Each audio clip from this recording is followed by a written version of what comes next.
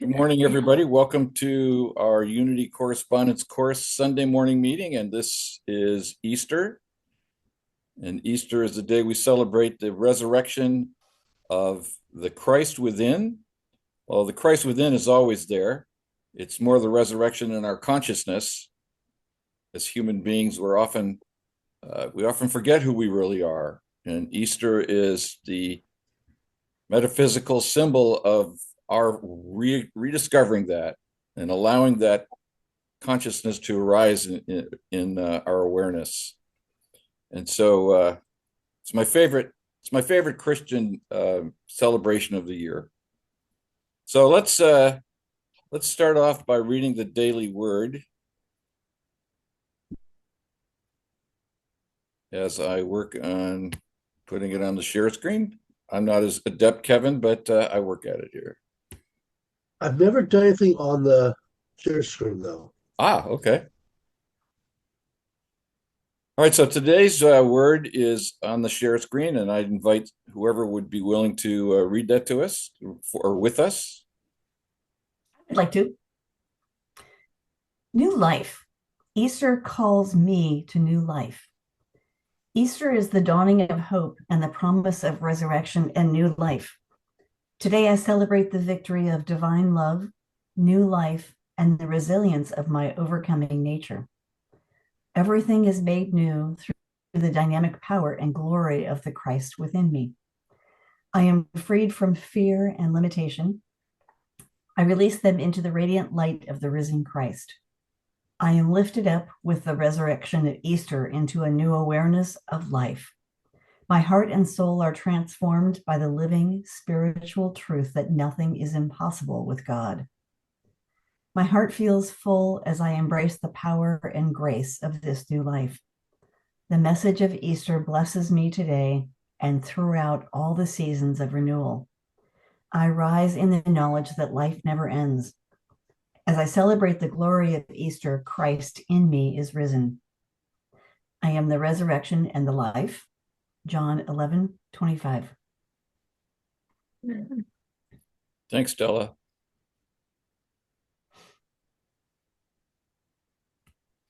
So I thought today, before we go on to our reading, that because it is a very special day, we might just open for any thoughts anybody might want to share about Easter and the Easter experience.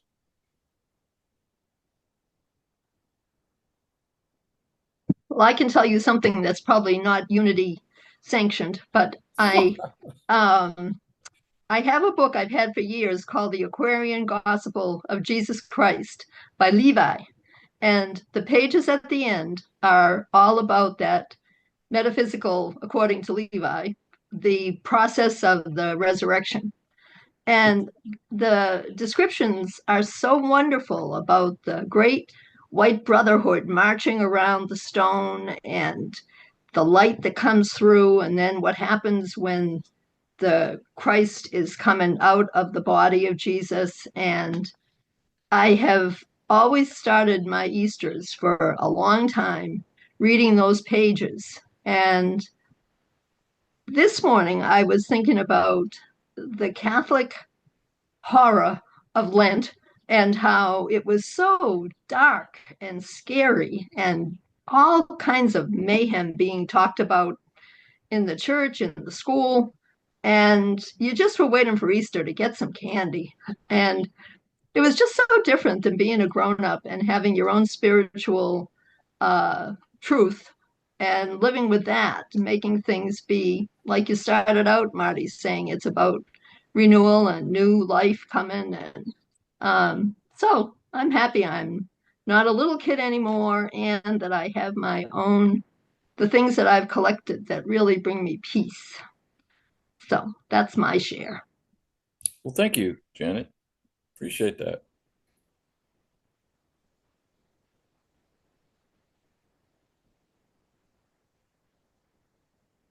I was kind of reflecting with Ralph this morning on all the Easters past, from raising little kids and doing the whole Easter egg, Easter bunny hunt, and then going to friends' homes and having big Easter egg hunts and celebrations, and going to church. And at one point in time, Phil and Dorothy Pearson held their Easter service in the convention center with probably 500 people, and it was unity based. Wow. So it's just a reflection on where I am today from from the past, from all those celebrations of Easter, going all the way back, as Janet said, back to when you were a little kid, and just the whole purpose was finding the Easter eggs, and they were real eggs. And then our mother used them, because you didn't have eggs that you would just like use for decoration. You ate them, right? So anyway, it's a reflection of many years of Easters. Mhm. Thanks, Claudia. I don't really have any big aha moments for Easter. It was basically waking up and seeing what was in the Easter basket. We weren't a super religious family, but there were those moments that we did celebrate the traditional Christian stuff, but didn't go to church. And I think I've always vacillated between the two, the Easter basket and the spiritual. And then trying to get those two organized in my head just gets a little overwhelming because they don't really go together that well. But you're a mom too, so you had to kind of somehow figure out how to sort that out for another little being. Right. And like most kids, it was Easter basket and Easter egg hunt and stuff like that. But also, it still means family getting together, and I do appreciate that. What about you, Marty? Yeah, I was just thinking about how as a little kid, I was always trying to force compare Easter with Christmas. And because Easter had little rewards, like Christmas had the big rewards. And but like I said when I spoke at Unity of Davis a couple of weeks ago, for me, the whole thing was wrapped up from Holy Thursday to Easter. There was a unity, you pardon the pun, of what that spiritual experience was. And again, the Catholic Church did a great job in terms of the environment that we went through those different services in, such that it's like sort of what Janet was saying, the doom and gloom energy all culminated on Good Friday, because of course that's the day they killed him. That's the day death won. And so that everything in the church was somber and dark and dreary and depressing. And then 2 days later, just this blaze of glory and light and triumphant major chord music. And I was actually listening to Mormon Tabernacle Choir Easter music this morning, just to feel that and enjoy that energy of triumph and death, where is thy sting? Of course, I didn't know any of that. I didn't know the metaphysical insights to any of this stuff then. I just felt it.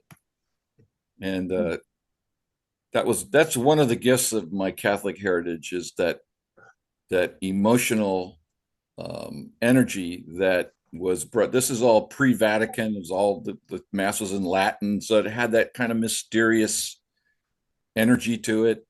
And it's almost kind of like you were saying, Claudia. It was almost like the 2,000 years of the past were present in that liturgy and in that way that things were brought together, brought forward. So it's always had a certain weight to it.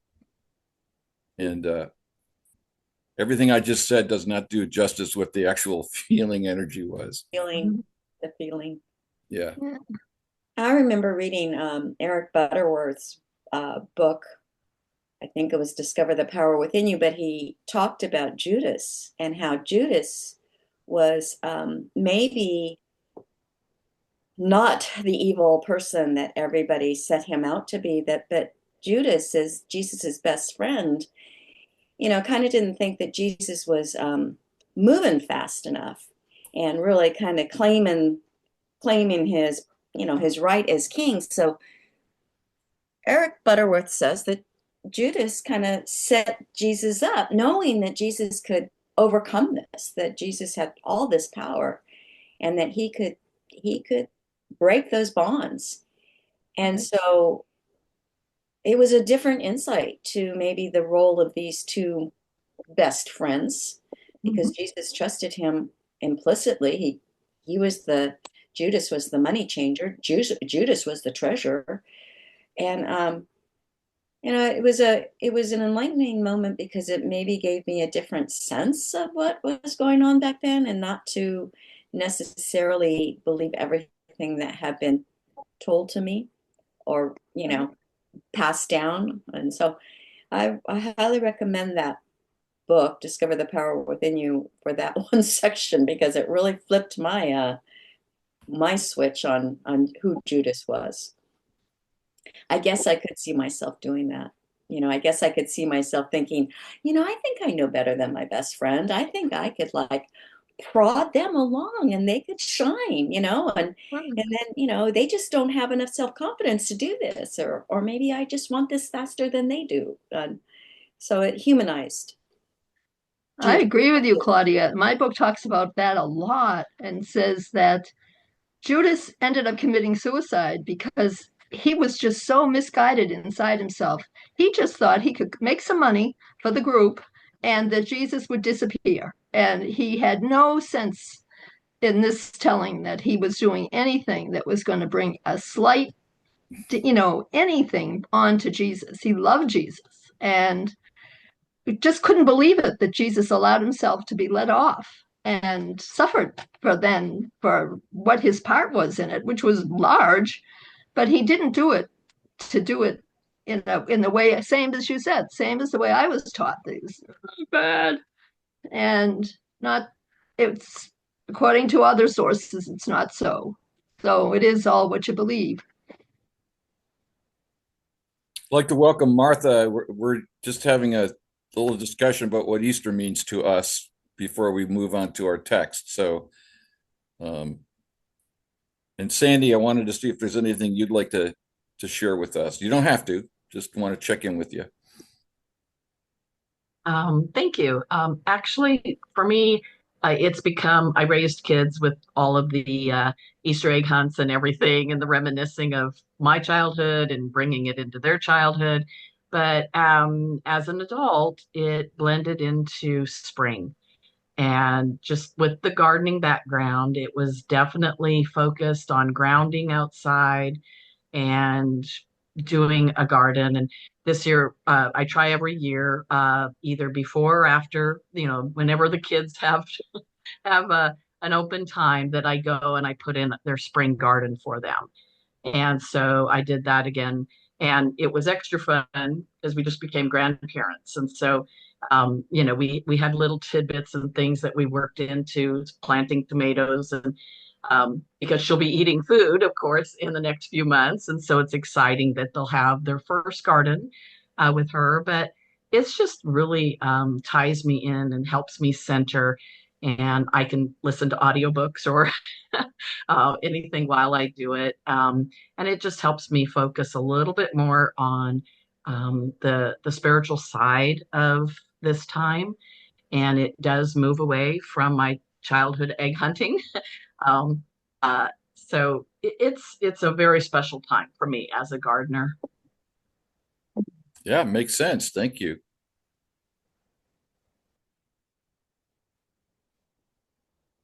Martha, if you'd like to jump in here, we'd love to hear from you. If not, that's fine too.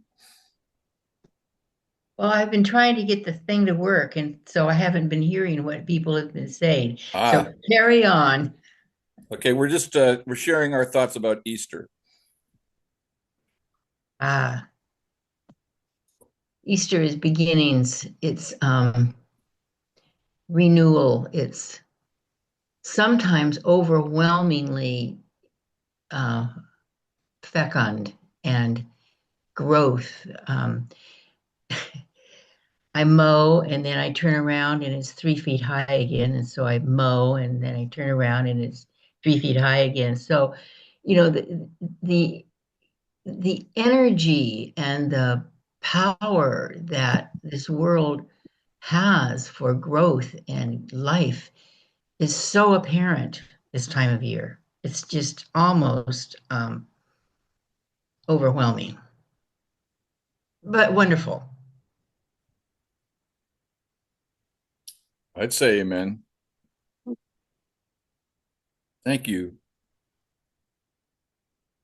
Anybody else before we move on to continue our study of prosperity?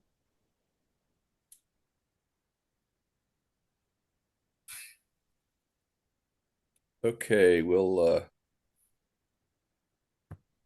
go to the text here.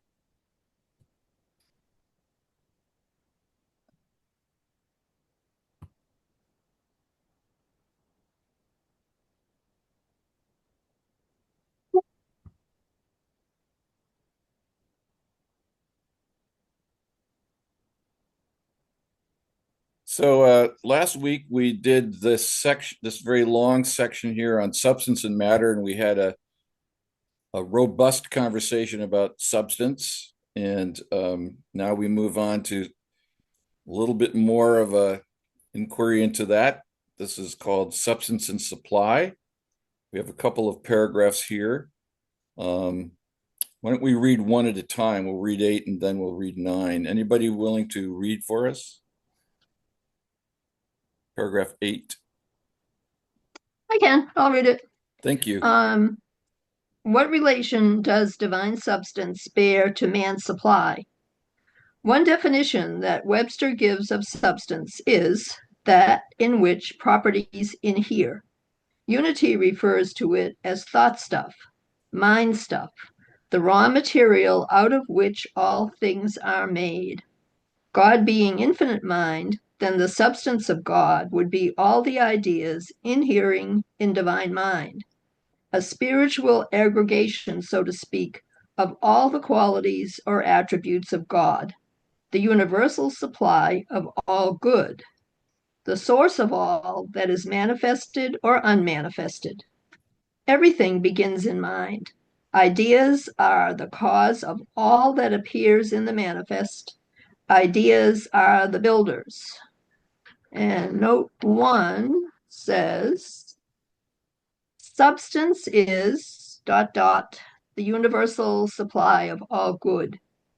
The first step then in the manifesting of supply is to establish faith in omnipresent spiritual substance as the source of all that is.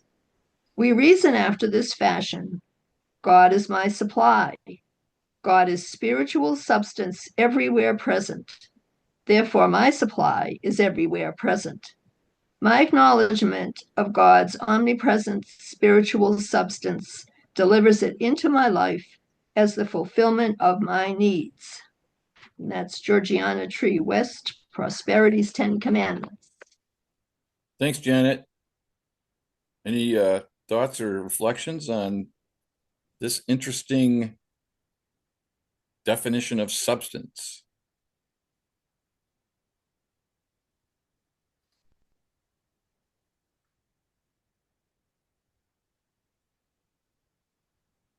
I think when we feel safe and confident and financially secure, then all this seems easy. But it's interesting, as you have said, life happens for me, not to me. So it's the challenge of this is when things aren't feeling all perfect on the surface.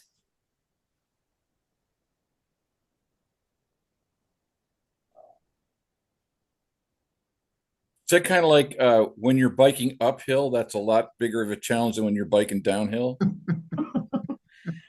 I happen to like biking uphill. Oh, okay, good. Because I get the downhills after that. Yeah. But see, that's a state of mind that you created. Not everybody has the same attitude. Mm-hmm.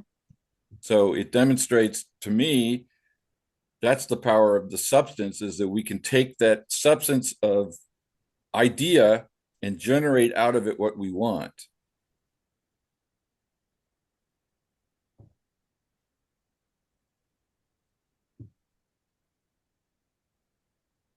I would share and say that this is the scariest part to me of Fillmore thinking, or Emily Cady or Myrtle. This idea that your mind is creating everything and your ideas are creating everything, I find very daunting, because mind seems to work so fast and go from one sort of action reaction to another.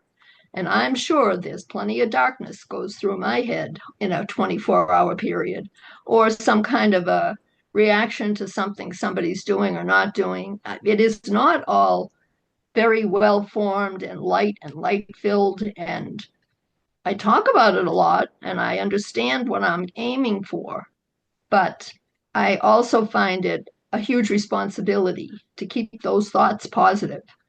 And then I also get off the track and into the subconscious and think, well, I might have it covered in my conscious mind, but there's that little devil unconscious bringing up something from 30 years ago that's now triggered me with what's happening right now. And it feels like a big responsibility to have my mind working in the approved way. So that's that. Thanks, It also might be that yes, there are positive thoughts and yes, there are darker thoughts, but I think even in Buddhist perspective, it's mainly just needing to be neutral. Things happen and it's not clear if, is this it? Yeah, I cut myself with a knife. Did I have a bad thought? It's hard to know. So you can't judge all your good thoughts and all your bad thoughts. Sometimes you just have to be agnostic about them. I like it. I don't know how to do it, but I like it. Is that akin to, it's not what happens to you, but how you handle what happens to you? That matters. Mm-hmm. I also find would you be willing to consider there's a distinction between individual thoughts and the patterns of thought that dominate the individual thoughts? So I can have at any moment, I can have a thought that I could judge if I looked at it objectively as negative. But what I've come to work on is the pattern of my thinking. So I have, for example, I've been working with this statement for the last 3 years. I intend to create a world of joy, peace, freedom, community, and health. And so to me, that's generating a pattern of thought that recognizes joy, peace, freedom, community, and health as the primary experience in my life. And within that, I'm going to still have individual thoughts. I'm still going to get angry. I'm still going to get scared. I'm still going to curse. But those individual thoughts aren't in charge. They're just almost like happenstance now. Because then my pattern of thought goes, oh, I don't think I really want to go there. Or I think I'm not applying the golden key here. I'm going to change my focus to God right now because I don't know what else to do. And I'm not liking these individual thoughts.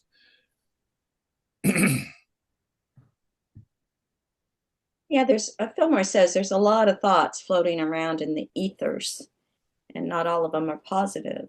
So it's turning your attention away from them. I think that's what Della was also pointing out in terms of equanimity. As I understand the Buddhist philosophy, it's like pain is inevitable, suffering is optional. So, what is it that you're going to focus on? Because there's a lot of stuff out in that ether soup. There's a lot of things going on. So, but what is that to you? What are you going to focus on? So I like your affirmation a lot, Marty. Marty, explain that to me again because I also have a statement that I say a lot during the day, all the time, all the time. And what you're saying is that's a pattern of thought that supersedes or overrides saying, oh my God, this person is so slow. Get on the elevator and let's go. You know, I don't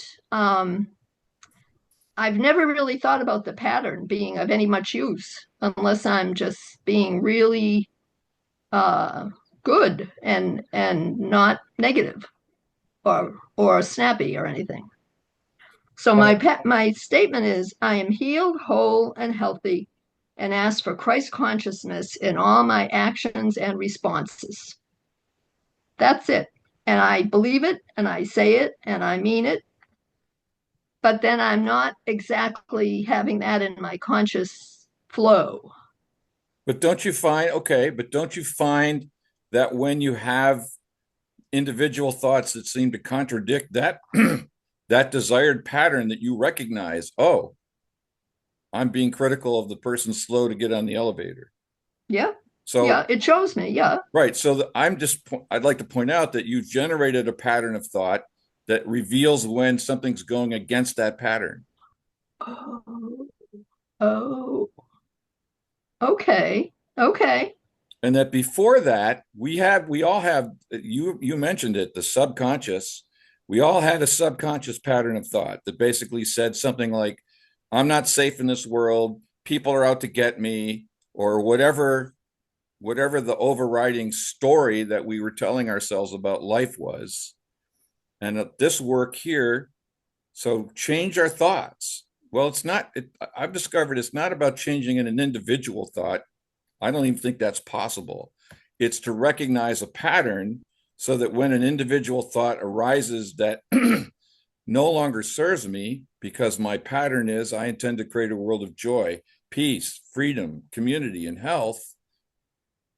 Now I have the option of, instead of fighting myself, just go, oh, there's that thought. What I don't want that thought. What do I want instead?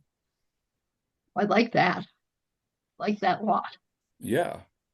It seems sort of akin to the practice of meditation where you're in it and then you're thinking about what we're going to have for dinner or something Right. like that, and Right. you bring yourself back. So, or you try anyway, but Exactly. it's not a state that maybe some people can stay in it forever, but I can't, and I don't think most of us can. But it's that awareness of, oh, I'm out. Let's get back in. Okay. Yeah. And for me, the work is recognizing that in my subconscious there's a running narrative. And so, for example, Myrtle Fillmore had a running narrative: I have tuberculosis, I'm sick, and I'm screwed. Now she might not use that word, but and then she realized that that narrative was not accurate. And so she worked consciously and assiduously to create a new narrative. I'm a child of God. I do not inherit disease. And then she proceeded to use that pattern to do work on the old pattern, to love the cells of her body, to love the energy and the vitality of her physical being. And it took her 2 years, but when she changed that pattern, that in-depth pattern, the pattern then here, as we say on this paragraph, that was the raw material out of which things were made. And so she was able to access that universal supply of substance and generate from an old pattern, which was generating a disease, to a new pattern, which was generating health.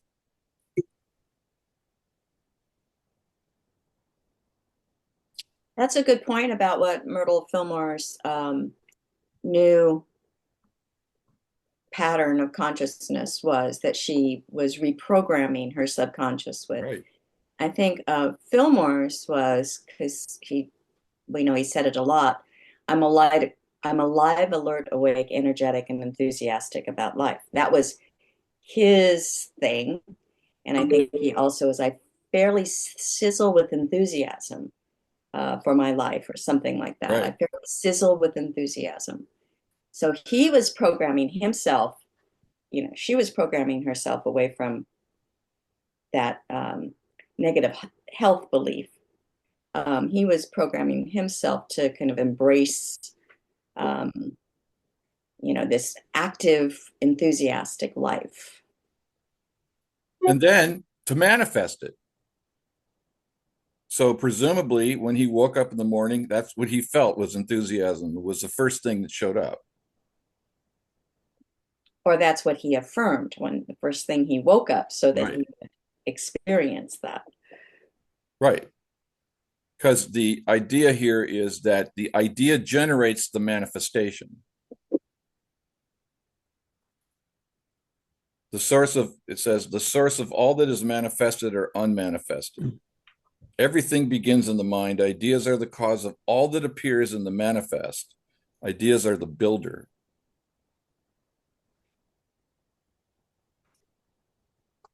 It also occurs to me that when he woke up, or when we wake up, you can't always check your body and think, do I feel sizzling and alive and alert and awake?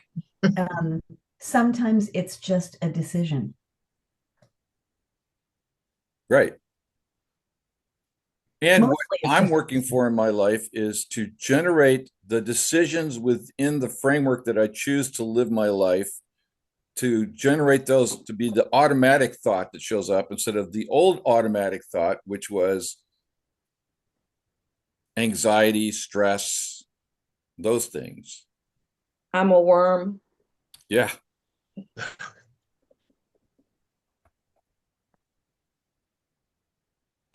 Okay, let's go on and see what else is being said here. Who would read paragraph 9 for us?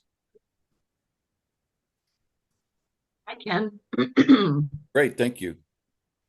What relation does divine substance bear to man's supply? We're on number 9, right? Right. Okay.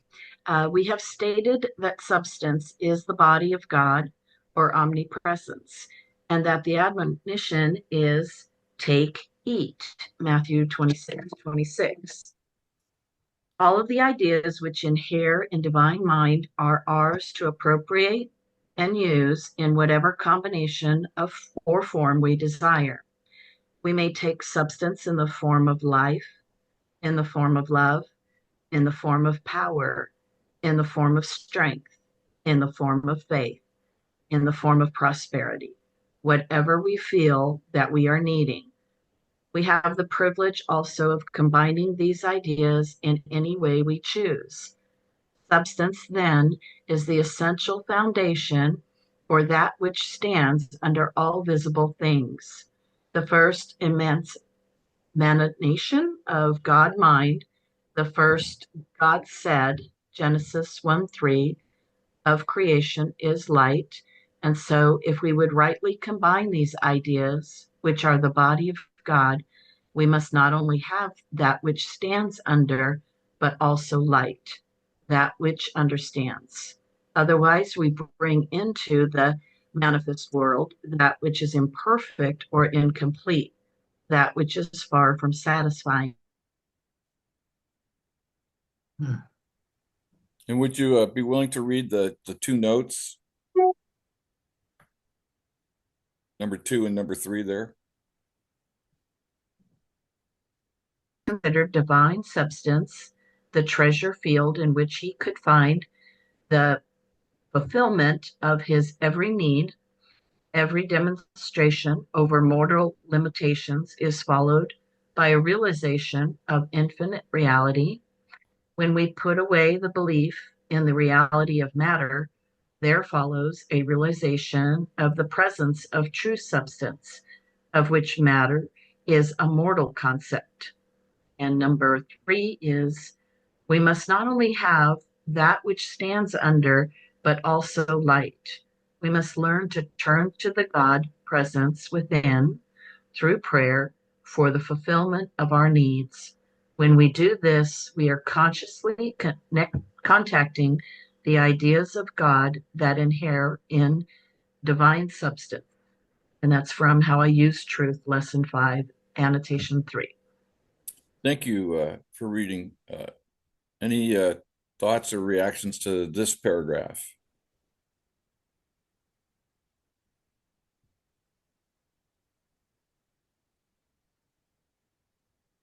I need to take a lot more time to think about this, but the notes really help inform what these very abstract sentences say in number 9.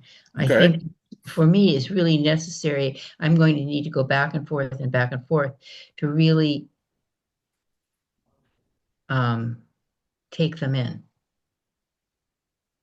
Yes, well, I don't know if this was written by Charles Fillmore, but it certainly has a Charles Fillmore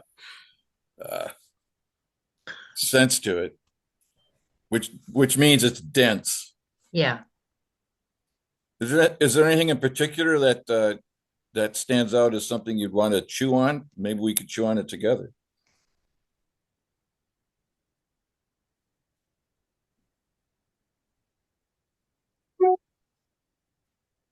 Well, there are only, let's see, 4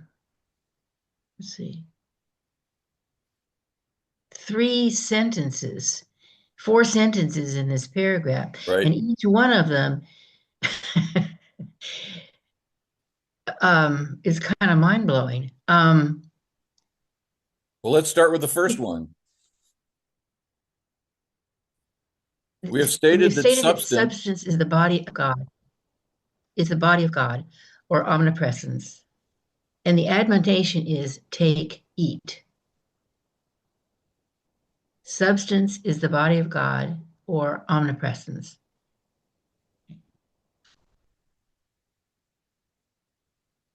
And remember, up in the previous paragraph, we also have this sentence. It refers to it as thought stuff or mind stuff, the raw material out of which all things are made.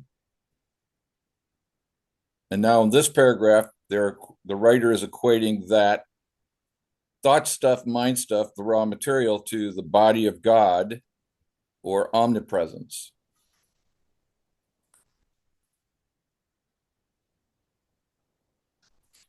And so the admonition, the commandment is take and eat, for this is my body, from the Last Supper.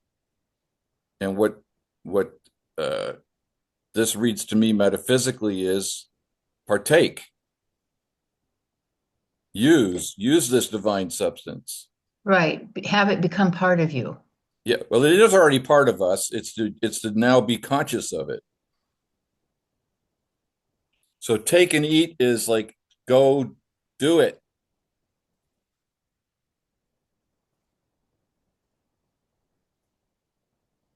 Well, that metaphor doesn't really work really easily for me, but I see what you're saying, but Well, the footnote helps.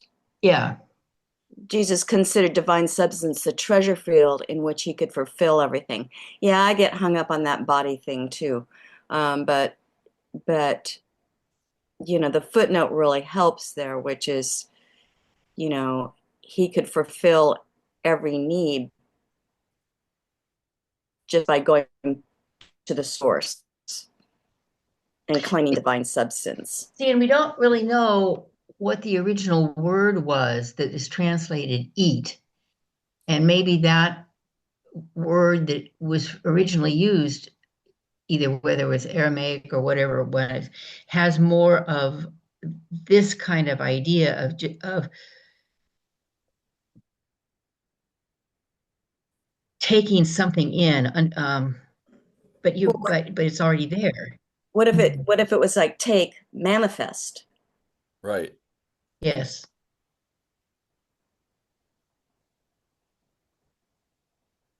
Or do this as in memory of me, or do this as I do it.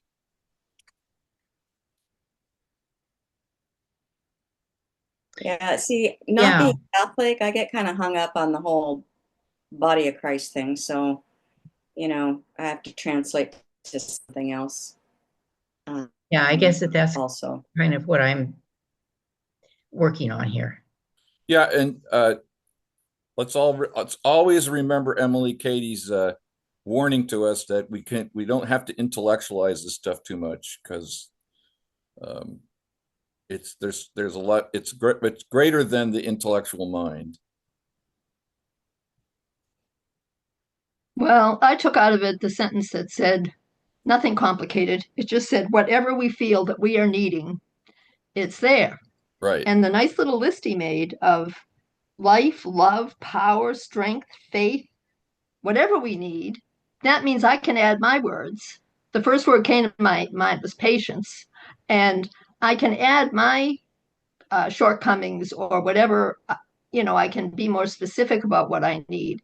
It's all there and ready to be moved and used in some way that's going to have me showing those things. What's the word? The unity word, manifesting those qualities coming out of my mouth or my opinion rather than my personality. It goes back there to personality and soul. And this stuff, as convoluted as it is in some ways, is really about the soul running the show instead of my personality.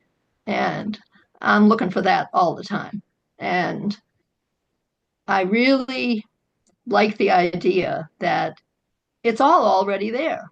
And all I need to do is take some and then take it inside myself. And now I'm going to be patient and sweet and not be telling you you're too slow to get on the elevator. So I see this as a wonderful workbook for becoming a better soul. I was going to say person, but I don't really mean person. I think a soul. My soul is saying, thank God you're finally learning something that's useful to make you live from your soul's self instead of thinking, overthinker times 1,000, bad, and catastrophizer, bad. I mean, those are not good qualities to go through life with, especially now. And this is very helpful to me, actually. Don't really understand it in a big way, but I get that's enough for me to take away from it for now. Thank It's interesting to me that those attributes that he was claiming are the beginning of the 12 powers. Yeah, I was thinking that. I am life. I am love. I am strength. I am power at the throat. I am faith. He doesn't have prosperity in the 12 powers, but not a bad thing to add. I was also thinking back when we were discussing Judas, wasn't Judas one of the 12 powers? Didn't Fillmore equate each of the 12 powers with each of the apostles? He did, but I can't remember. I'd have to get out. Oh, I have my Unity hymn book right here, and it has it in the back. I'll look while you guys are talking amongst. Okay. The reason I thought that was useful is because it demonstrated Fillmore also having an attitude toward Judas that was not the traditional, manifestation of Satan. Yeah, I found it. Judas, who represents life. Life. Mm-hmm. Life. Life. Uh-huh. Light. L-I-G-H-T. Life. L-I-F-E. Life. Well, that seems contradictory.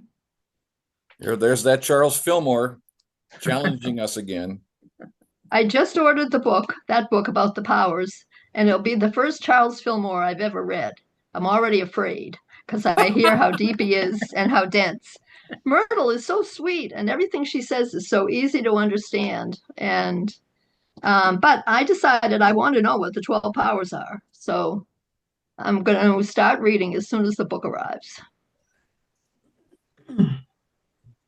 Well, one of the things that we can derive from our time together reading this stuff together is it's best done one sentence at a time.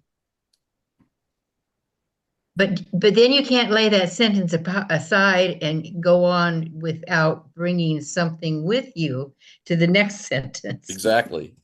And because in number three note says we have to have all that other stuff, but it's only works if you've got light, if you're tuned in to the God presence within. So that's another, to me, that's one more way of saying don't get too wrapped up in the words of it and the intellectualizing of it, because that won't be enough. Right. Well, and another way to say that, Martha, is it may not be necessary. Which may not, what's the it? It may not be necessary to understand. Yeah. In the sense that if I'm willing to experiment with this to discover how substance is the access to prosperity, for example, then I work on changing my thoughts to thoughts of prosperity and then see what happens. Mm-hmm. That's the reason I've always loved unity, is because it was originally called the School of Practical Christianity. So practical meaning two things. Number one, something that's useful in daily life, and number two, something that involves a practice. So the promise is that if I practice changing my thoughts, then there will be manifest that which I have changed my thoughts to. And the beauty of it is there's only one way to find out if that's true, and that's to do it. See what happens. Very practical. Huh. And the way I get... Go ahead. Just briefly, the way I get all of this stuff that we're reading is it's an attempt to explain it. It's because human beings, we need explanations. That's our intellectual mind. But ultimately, what I've come to understand is I can read and understand all this stuff, then I can forget it and just still go about changing my thoughts and manifesting that which I want. I keep thinking about that phrase, or whatever it is, fortune favors the brave. And there's a faith in braving into this perspective. Can you say more about that, Della? I think being brave means deciding where you want to be in your posture and moving forward into something that you may not entirely understand what it's going to be. Okay. And that's what we're trying to do here. Is that trusting faith or having faith? Mm-hmm. Being brave enough to have faith? And having enough faith to be brave. Yeah, right. Taking that step, even though we hope it works. We think it's going to work. They said it's going to work. Okay, here goes. We've seen it work for others. We've had it work for ourselves. Okay, take the step. And therefore fortune follows. Fortune being manifestation. Exactly. I was just going to say that in itself is, that word fortune is kind of loaded with concept.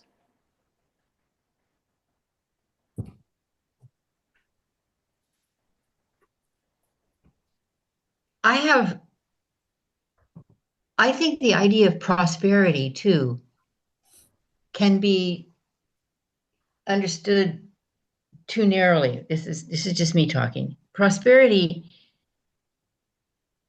I think, is much more abstract than having money or having property or having stuff. so for me, focusing on prosperity is not helpful in this context. It's much more helpful to do one of the affirmations like Marty's is and like Janet's is of this is the kind of person I want to be. This is the kind of life that I want to live. This is the kind of life that I want to build around me and include other people in. It's either to welcome them into my understanding or for me to act toward them out of my work for creating the good life of love and peace and harmony and community. Prosperity is all of that. It's not in addition to that. That's how I think. Yeah, and I think that this lesson here is really aiming to explain what you just said is what authentic prosperity represents. Because I don't know if you remember, but it started out in the first paragraph basically saying prosperity is not about money. Well, Martha was in Scotland. No, I was in Portugal. Oh, Portugal. Okay. Martha Scotland's was in next. Portugal. She missed that one. But that is how it started out. Yeah, okay. See, I knew that. See, See? you articulated that without, Yeah. you expanded that in your own consciousness already. Exactly. Well, let's just see if we can't get this paragraph done before the end of our time together, and then we'll wrap up for the day. Who would be willing to read the next paragraph? Well, let me tackle this if you can, if it's all right. Okay. God and substance. Explain the meaning of the scripture, quote, seek ye first his kingdom and his righteousness, and all these things shall be added unto you. Matthew 6:33. An understanding of God as substance forms the foundation of true spiritual prosperity. Those who know God in this manner have an assurance of unfailing supply. By understanding and faith, they lay hold of the one substance and bring it into manifestation according to their need. By acknowledging and praising God as substance, the mind is opened to ideas inhering in substance, which then flows into consciousness as a great stream of bounty. This explains why Jesus said, seek ye first his kingdom and his righteousness, and all these things shall be added unto you.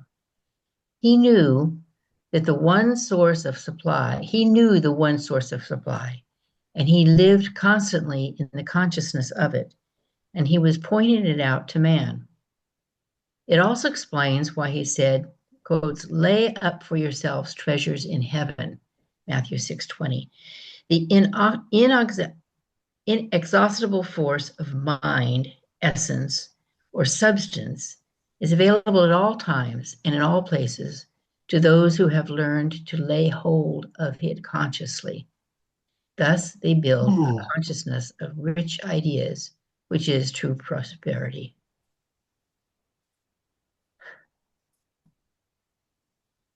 And can we, Good would you like notes. to read the notes? Praising God as substance. Metaphysically, praise is the quality of mind that eulogizes the good, one of the avenues through which spirituality expresses. 2, the mind is open to ideas inhering in substance. The mind is the seat of perception of the things we see, hear, and feel. It is through the mind that we see the beauties of the earth and sky, of music, of art, in fact, of everything. That silent shuffle of thought working in and out through cell and nerve weaves into one harmonious whole the myriad moods of mind, and we call it life. Oh, I really like that sentence. That's a really good one. Number 3, which then flows into consciousness. Consciousness is the knowledge of or realization of any idea, object, or condition. The sum total of all ideas accumulated in and affecting our present being. The composite of ideas, thoughts, emotions, sensation, and knowledge that makes up the conscious, subconscious, and superconscious phases of mind. It includes all that we are aware of, spirit, soul, and body. It is very important to understand the importance of our consciousness and spiritual growth. Divine ideas must be incorporated into our consciousness before they can mean anything to us. An intellectual concept does not suffice. To be satisfied with an intellectual understanding leaves us subject to sin, sickness, poverty, and death. To assure continuity of spirit, soul, and body as a whole, we must ever seek to incorporate divine ideas into our mind. And finally, as a great stream of bounty. Through an inherent law of mind action, we increase whatever we praise. The whole creation responds to praise and is glad. Animals and children quickly respond to praise. One can praise a weak body into strength, a fearful heart into peace and trust, shattered nerves into poise and power, a failing business into prosperity and success, want and insufficiency into supply and support. Oh, just another paragraph of simple points. Boy, that footnote 4 is kind of, the whole, he in the 1930s summarized the whole gratitude movement, or the benefits of gratitude. I mean, and they're proven how, they're shown now in science how, gratitude works. But, he nailed it right there in that fourth footnote. And it's true, animals and children do respond to praise. I mean, how basic is that? We can see it, Why wouldn't it apply? Why would praise be a foundation of universal law? And that's exactly what Myrtle Fillmore did when she and God healed her tuberculosis. She praised the cells of her body and their inherent vitality and health and wholeness. Well, you can just feel yourself being lifted, your consciousness, I guess I would say, being lifted when you praise, as opposed to when you condemn, you seem to sink. So, Yep. In fact, Claudia, I'm sure you know this. If you study the physiology of emotion, you'll notice that when we are working on experiencing those joyful energies, our eyes tend to go up, and when we're doing the opposite, our eyes tend to go down. It's almost like our face itself responds to uplift or downcast. Yeah. Good point. I've been taught by somebody somewhere to not ever ask for anything, to always thank God for whatever it is that in my world I'd be asking for. But thank you for how healthy I feel today. Instead of saying, oh my God, I feel sick, please help me. I thank for being healthy and hope it all catches up. And it's such a subtle way of praying, difference in praying, but it has worked for me to not phrase anything with a negative word to it, but put it in a gratitude statement. Well, kind of in the ask, aren't you identifying lack? So if you're asking for something, you're identifying something that is lacking. Yeah. You're lacking, you're acknowledging, and in identifying that, you're acknowledging it. So that's a good little reminder. Marty, maybe we need to start this one again next week. Well, you just read my mind, Janet. Well done. It's got a lot happening here. Well, we'll come back and start here next week. So I want to thank everybody for joining with us, with each other today, to spend some time on Easter with our prosperity. That kind of reminds me of that old joke about the minister the church that was hiring a minister, and so they were interviewing ministers, and this one minister showed up, and she was amazing, and the board was blown away, and they're like, we got to hire her. So they hired her, and then she started her first week and gave the lesson, and it was the same lesson, and they were like, huh, okay, well, it was good. And the second week she gave the same lesson, and they were like, it was good, but it was puzzling that she was giving the exact same lesson. And the third week she gave the same lesson, and they were like, okay. So the board calls her into their office and they say, listen, you've given the same lesson 4 weeks in a row. You know, what's going on? And she goes, well, when you get this one, I'll go on to the next one.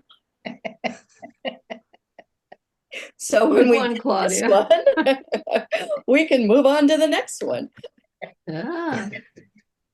Because sometimes you just have to let it sit there for a while, go on to the next one, and then circle back later on when you say, oh, I think I know what they were talking about now.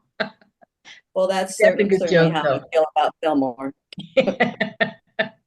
Thanks, everybody. I've got to run. See you next Happy week. God Easter, willing. everyone. For those Hope the of you, bunny's good to you.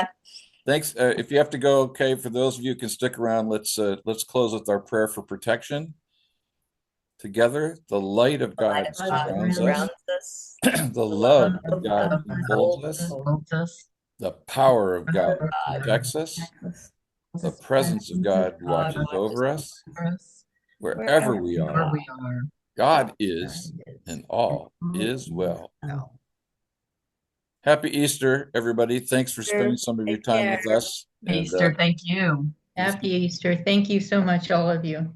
We'll see you next week. Bye-bye. God bless. Bye, everybody.